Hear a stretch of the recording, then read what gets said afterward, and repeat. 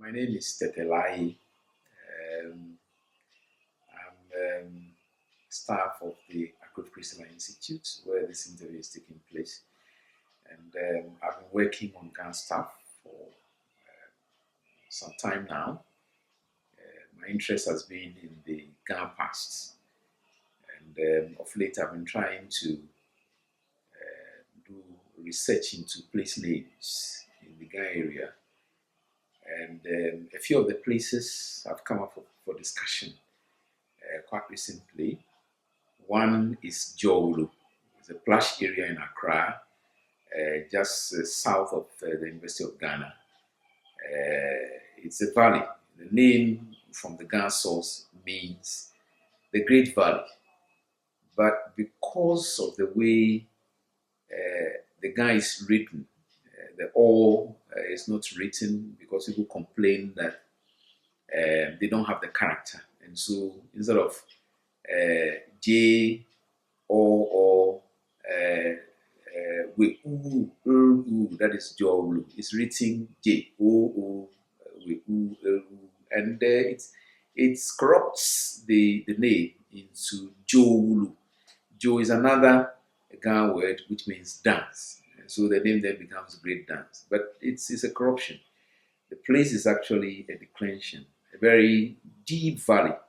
And that's how our forefathers called it. Now, I know for sure that people who live there have had a lot of trouble anytime it rains. In fact, the recent floods in Accra destroyed a lot of property, including church building of the Presbyterian Church of Ghana, which has been there for a very long time. Other place names, the most interesting one for me is Legon. Because the actual word is Legon. It's not Legon.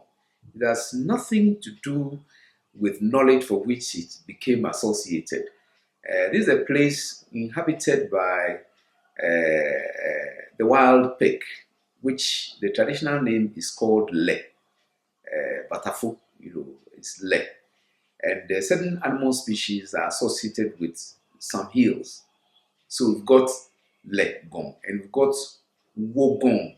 Wogon. It's not Wogon. Because again, the spelling, then corrupts it. So Legon is the name. And they were inhabited by these wild pigs. So we have a Ghana proverb which says, Lefoni educhumi, because they were very smart animals. If they are marching and they are on their way destroying the crops, the kids or the offspring lead. And once they are trapped, then the mother runs away. So it's a lefoni educhumi. And you will have it in our missionary records because the word the character came very late into being. Although we're pronouncing it, it wasn't being used. Just about 1929. But in missionary records, Basel mission records of the 1850s, the name is there, but because Legon, where it is, was a root used by the missionaries to a Krupon. And so in missionary records, you find the name. University of Ghana came into being in 1948. Very, very, very late.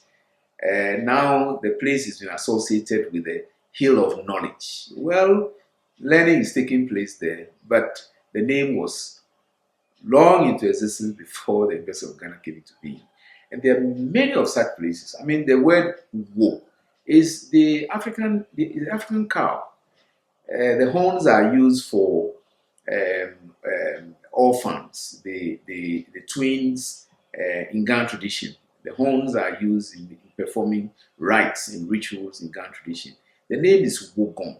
It's not Wogon. It was inhabited by the African wild cow, which you find in quite a lot of places in West Africa, particularly now in Sierra Leone.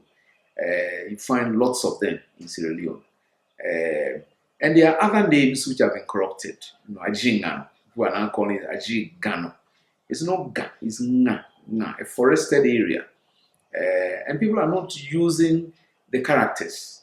Instead of the N character, the soft N, they use NG. And the people who are not Ghanaians are therefore forced to pronounce it the way they see it. And it ends up in corrupting the place names. which is not too good for our Ghana heritage, because eventually, before we are aware, all these names, would have vanished and replaced by names which have nothing to do with our heritage and heritage as Ghana people. So it's one of the things that I would really want to do.